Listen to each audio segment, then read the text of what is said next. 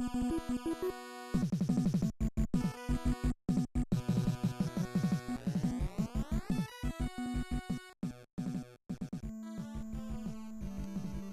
Gladiators for the Nintendo Entertainment System was developed by a company based in Miami Beach, Florida called GameTech in 1991. The game was based on the television series of the same name. GameTech was a company known for adapting popular television franchises into video games, and had previously developed games based on hit shows like Jeopardy!, Double Dare, Family Feud, and Hollywood Squares, among others. Chris Donaldson, the chief creative director, began work on American Gladiators by gathering the 6 members of his development team together with 2 of the stars of the show, Nitro and Laser, for a brainstorming session. At one point, Donaldson retired to the restroom where he was confronted by Laser, a Florida native and relapsed drug addict, who offered him cocaine in order to help with their brainstorming. Donaldson had never done any drugs in his life, but at this point he was desperate for ideas, and it didn't take long before he and Laser had polished off an entire 8-ball in return to the meeting. The ideas came flowing. Donaldson and Laser were on fire. One of the developers, Barry Dillon, remembered the meeting years later in an interview by saying, "At the time, I didn't know what had changed, but when Chris and Laser came back from that bathroom, they were going nuts. Their ideas were terrible, but they were very enthusiastic."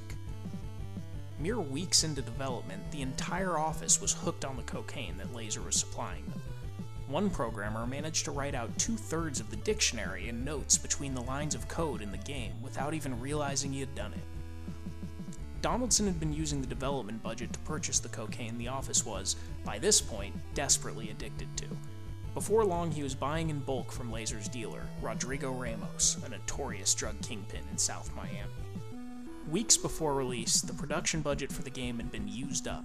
This coincided with a low point in Laser's life that led to his and Donaldson's decision to rob Rodrigo Ramos at his beachfront condo in Miami. A longtime customer of Ramos, Laser knew when he would receive new shipments of cocaine.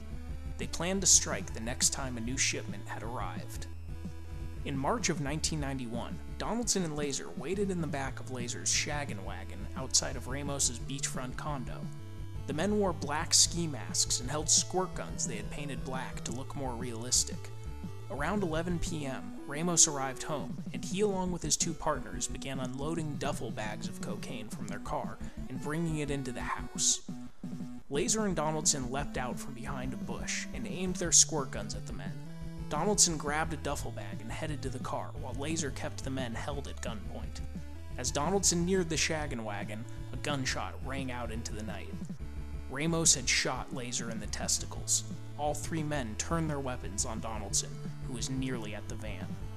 A barrage of gunshots went off as waves gently rolled across the beach. Laser's funeral was held 1 week before the game's release.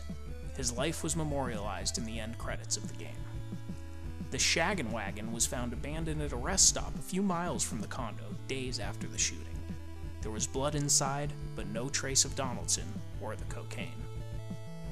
The game launched to middling reviews and average sales. It seems in the midst of their coke bender, the team had thought the game was much better than it really was. The game was average. Actually, it was pretty terrible. The controls were awful.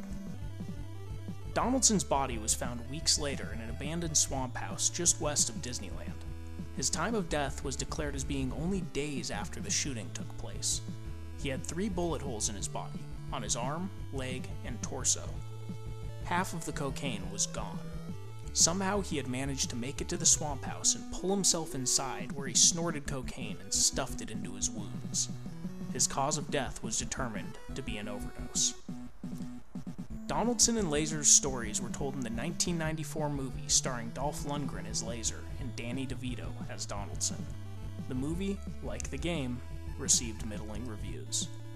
Laser, to this day, is sorely missed.